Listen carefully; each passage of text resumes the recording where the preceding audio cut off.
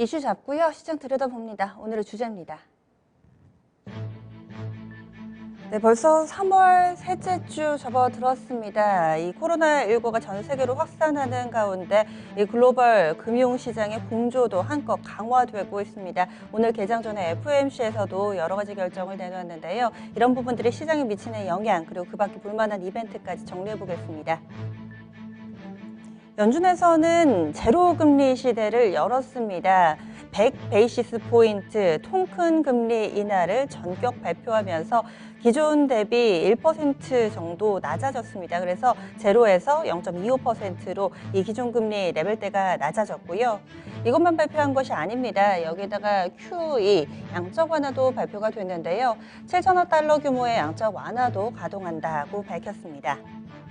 이후에 이 파월 연준 의장의 기자회견도 있었습니다. 이번에는 긴급 기자회견인데다가 또 코로나19로 인해서 이 현장에서 이루어지지는 않았고요. 오프라인에서 이 라디오를 통해, 그러니까 보이스로만 통해서 이런 기자회견이 전달이 됐습니다. 여기에서 세간의 주목을 끌었던 것은 바로 마이너스 금리까지는 안 간다 이야기인즉슨 지금 현재 기준금리 수준은 유지를 하겠다라는 이야기일 텐데요. 이 발표가 나오고 나서 미국 선물 같은 경우는 마이너스권의 움직임을 나타내기도 했습니다.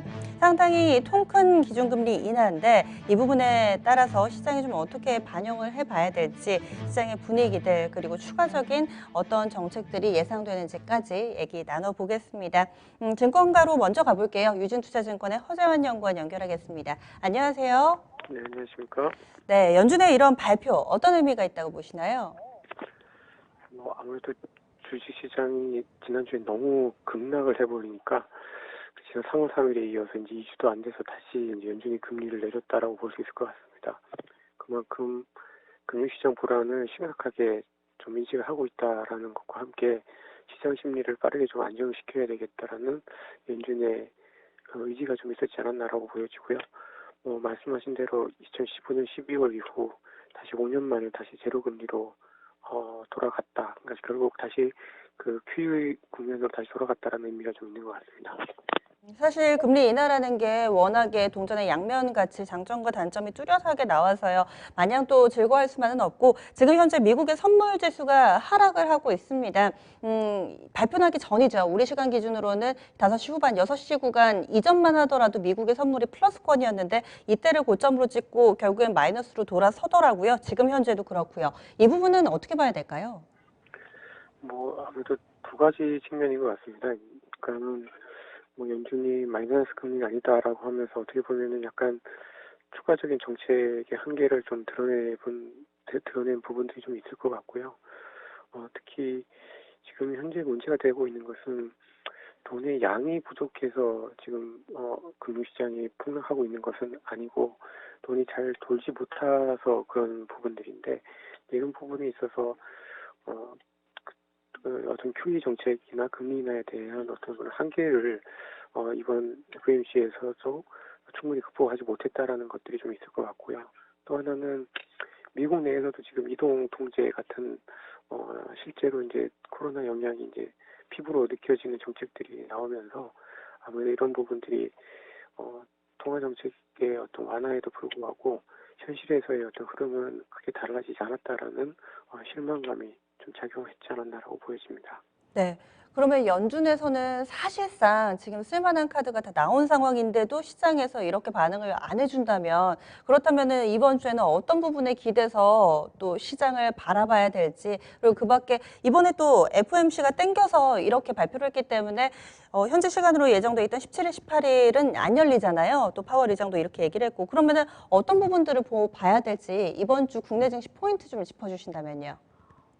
역시 당연히 코로나 환자 수가 좀 중요할 것 같습니다. 다행히 저희 국내는 조금 둔화 또는 내지는 이제 진정이 되는 흐름들이기 때문에 이렇게 그 미국에 비해서는 그래도 불안감이 좀 덜 하지 않을까라는 생각이 좀 들고 있고요.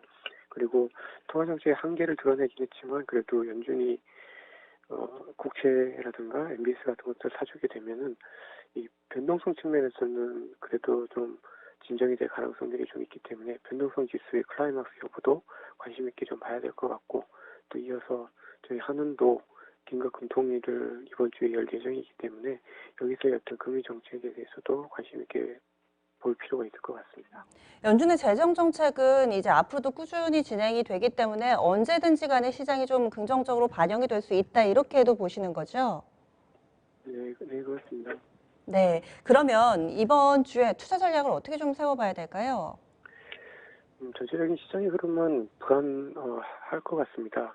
그래서 좀 방어적인 전략이 여전히 좀 필요할 것 같은데, 그렇지만 뭐 지난주에 저희가 경험했던 뭐 역대급의 변동성 확대나 하락은 아닐 가능성이 좀 크기 때문에 뭐 전체적으로 봤을 때 여기서는 뭐 추가적인 매도보다는 일부 종목들의 경우 좀 반등하는 국면에 있어서 비중을 조금씩 줄이는 전략이 어떨까라고 좀 보여지고요.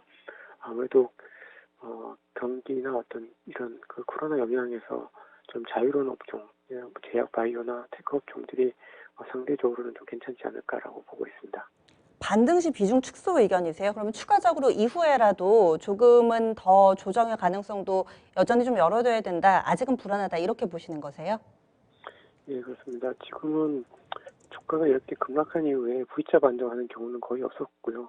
보통은 한 차례 어떤 추가적인 저점 확인 시도 내지는 이제 U차형의 어떤 흐름들이 보여줬기 때문에 그 기간 동안의 어떤 리스크를 줄이자는 측면에서 좀 말씀드렸습니다. 네, 알겠습니다. 고맙습니다. 네, 유진투자증권의 허재환 연구원의 분석이었고요. 다음으로는 토마토 투자클럽 신기수 전문가 연결하겠습니다. 안녕하세요. 네, 안녕하세요. 신기수입니다. 네. 그동안에는 50bp만 인하를 해도 와, 통큰 인하다 뭐 이런 얘기가 나왔는데 100베이시스 포인트입니다. 저는 개인적으로 처음 보는데요. 이런 비컷의 사례가 예전에도 있었나요? 네, 일단 그 긴급적으로 FOMC를 열어가지고 갑자기 금리 인하를 한 사례는 이제 몇 번 있었죠. 예전에 메르스라든가 사스 때도 이제 그렇게 했었고요. 근데 그때는 보면은 0.5%씩 이제 내렸었는데요. 1% 내린 사례도 있긴 있습니다. 예전에 이제 2008년도 때 리만 사태 때 그 당시에 이제 1% 금리 인하를 했던 사례가 있습니다. 근데 2주 만에 지난번에 2주 전에 0.5%를 내리고 또 2주 만에 또 1%를 또 그것도 이제 정기 회의에서가 아니고 긴급적으로 이렇게 FOMC 회의를 열어가지고 이렇게 내린 사례는 제가 이제 그 다른 지금 이 갑작스럽게 지금 원고를 작성하느라고 2000년 이전 사례는 제가 찾아보지는 못했지만 2000년 이후로는 제 기억으로는 없는 걸로 생각을 하고 있습니다.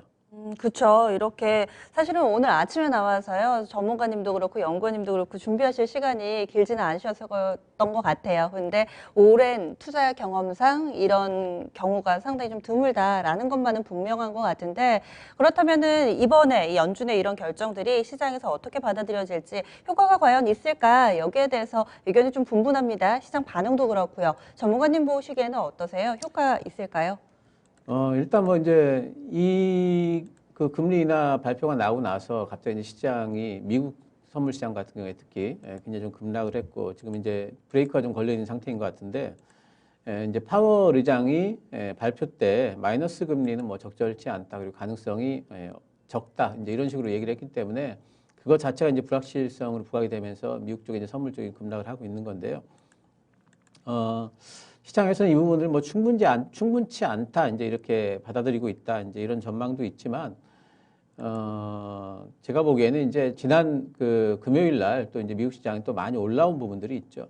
그래서 거기에 대한 이제 단기 차익 매도성 또 이제 시장이 금리 인하를 기대를 하고 올라갔는데 그런데 대한 이제 재료 소멸성으로 차익 매물이 좀 나오는 거다 이렇게 미리 좀 나오는 부분이 있는 걸로 지금 보고 있습니다.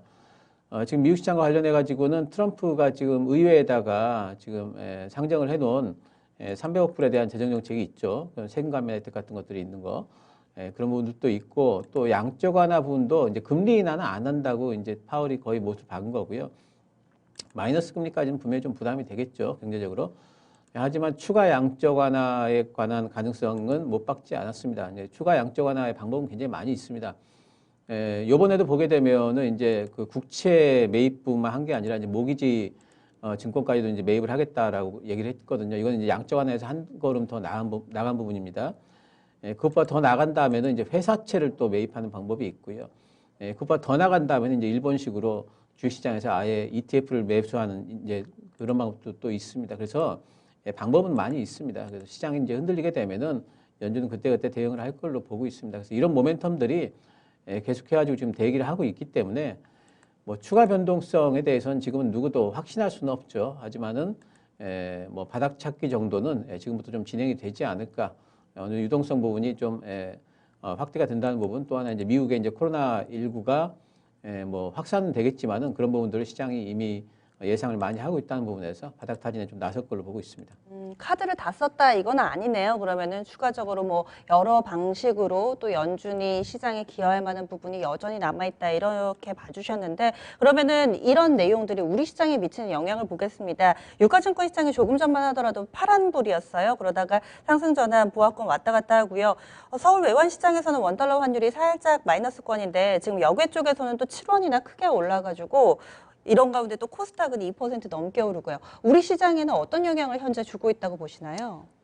지금 우리 시장은 이제 원래 이제 미국 선물 시장이 이렇게까지 급락하지 않았으면 오늘 이런 부분들은 분명히 호재가 됐을 텐데 선물 시장이 좀 이제 빠지면서 여러 가지 이제 그 지표들이 좀 혼조권에 있습니다. 시장도 좀 갈팡질팡하는 모습은 좀 있어요. 하지만은 우리나라 이제 그 미국이 이제 금리를 내림으로 해가지고 우리 시장도 우리나라도 이제 한국은행이 금리 인하 가능성은 거의 뭐 이제 한다고 봐야 되겠죠. 그것도 큰 폭으로 하지 않을까까지에 대한 기대감들이 있기 때문에 그런 부분들은 긍정적으로 좀 작동한다 봐야 되겠고 미국이 이렇게 금리를 인하하면은 어쨌든 우리 시장의 하방 지지 요인으로 뭐 기대를 또 해볼 수가 있겠습니다. 오늘 밤에 이제 미국 시장이 어떻게 움직이나 중요하긴 하겠지만은 미국 시장이 좀 변동성이 좀 있다 하더라도 우리 시장은 또 코로나19가 지금 확진자 수가 100명 이하로 빠지면서 어느 정도 이제 피크를 지나갔다 진정세에 있다 보이기 때문에 미국 시장보다는 확실히 우리 시장이 조금 더 견조한 모습 그렇다면은 우리 시장은 어느 정도 좀 하방을 좀 잡아가지 않을까 기대해 볼 수 있겠습니다. 네, 앞서 급락 국면에서 주식 비중을 못 줄이신 분들은 지금이라도 반등할 때 좀 줄여야 되나 싶기도 하고 또 워낙에 레벨대가 1800선 이하로 내려와 있기 때문에 지금이 좀 싸다 싶은 분들도 계실 테고요. 이번 주에 전략을 어떻게 세워야 된다고 보세요? 저는 이제 그 뭐 데일리 전략이라든가 지금 뭐 주간 전략 이런 것들이 그렇게 큰 유용성이 있다고 보진 않습니다. 지금 이렇게 이제 많이 빠져 있고 특히나 주식을 가지신 분들이 지금 손실폭이 크기 때문에 지금은 이제 중기 전략으로 들어가셔야 되겠고요. 지금 분명히 좀 비이성적인 투매 구간, 그러니까 센치가 지금 지배하는 이제 그런 구간으로 보고 있습니다. 제가 이제 1980포인트 코스피 그 이하에서는 매수 구간이다 이렇게 말씀을 드리고 있는데 지금 1800도 안 되는데 무슨 소리냐 이제 이렇게 말씀을 아마 하실 거예요. 그리고 이제 뭐 1400까지 빠진다 또 일부 증권사에서는 1100까지 빠진다 이제 이런 전망들을 내고 있기 때문에 엄청난 이제 공포감 이런 부분들 때문에 어떻게든지 지금 대응을 막 하고 싶어 하시는 분들이 계실 텐데 아래쪽으로 빠질지 아니면 여기서 반등이 나올지 이 부분은 사실 확률적으로 반반 정도가 됩니다. 그래서 그 부분은 확률이 알아맞히기가 힘들다는 얘기죠. 하지만 하반기를 보신다면은 하반기에 적어도 2200까지 갈 거는 제가 보기에는 확률 99% 이상으로 그 부분은 전망이 가능합니다. 그렇다면은 확률적으로 좀 낮은 부분에 뭔가를 기대시기보다는 적어도 좀 시간은 걸리겠지만 그래도 확률 높은 쪽 적어도 이제 2200까지 하반기에는 보인다는 부분에 조금 더 이제 무게감을 좀 실으셔야 될 것 같고요. 지금 이제 PBR 보게 되면은 이제 지난 뭐 금요일이지만 0.65배로 금융위기 때보다 훨씬 좀 낮은 밸류죠. 0.85배가 제가 말씀드린 1980선입니다. 지금 굉장히 밸류도 낮고 코로나19가 미국에서 또 확산이 된다. 또 이제 뭐 경기 불안감들이 또 뭐 이제 지표가 나올 거기 때문에 이번 주에 여러 가지 지표가 나오면서 뭐 변동성이 또 온다 그러면 오히려 매수 기회로 저는 보셔야 된다 보고 있고요. 맥쿼리라든가 크레디트 스위스 뭐 이런 이제 뭐 유수의 이제 그 투자 운용사 같은 경우에는 코스피 전망을 기존의 2,400포인트 또 2,300포인트 이런 쪽으로 좀 유지를 하고 있습니다. 그 이유는 뭐냐면 코로나19가 구조적인 문제로 확대되지는 않을 거다. 또 이제 이게 확산이 좀 진정되게 되면은 지금 굉장히 많이 팔았던 외국인들이 공매도를 청산을 해야 되기 때문에 코리아 집중 매수가 예상이 된다. 이런 부분들이 있습니다. 뭐 1차적으로 코스피 1차 목표가는 2,100포인트 정도까지는 어쨌든 가져가 보자. 이게 이제 제 전략이고요. 그리고 신규 매수라든가 또 교체 매매 하실 분들 같은 경우에는 여전히 반도체, 5G, 전기차 이렇게 중기 성장성이 좀 훼손이 없는 부분 쪽으로 다가가시면 좋겠습니다. 네. 그리고 오늘 유가증권 시장과 코스닥 간의 격차가 좀 크게 나와서요. 단기적으로 봤을 때는 이런 공매도 부담이 적은 코스닥 쪽이 나을까요? 아니면은 좀 모아간다는, 좀 탄탄하게 펀더멘털이 뒷받침된다는 의미에서는 또 유가증권 시장이 나을 것 같기도 하고, 전문가님 보시기에는 어디가 좀 더 매력적이라고 판단하시나요? 지금은 이제 시장보다도 섹터 쪽이 좋고 있는 현금을 가지신 분들이 어느 쪽을 접근할 건가 그러면은 이제 뭐 반도체, 5G, 전기차, 코스닥이든 코스피든 그렇게 큰 관계는 없다고 보고 있습니다. 네, 알겠습니다. 말씀 고맙습니다. 감사합니다.